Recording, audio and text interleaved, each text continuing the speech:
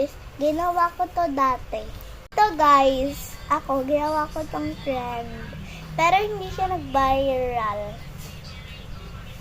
Yan na. Yan. Ginawa ng ate ko. Meow!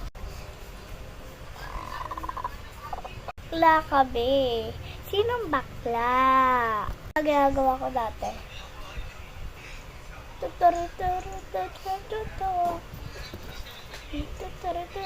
No, hindi pantay. Yung bawalong na yata ako dito. Dito kaso nga lang, pa-cute. Ganito. Serial killer. Ayan yan. Paano may kami pagpangit? Nagbabago yung face Kapal. Kapal ng ko yan.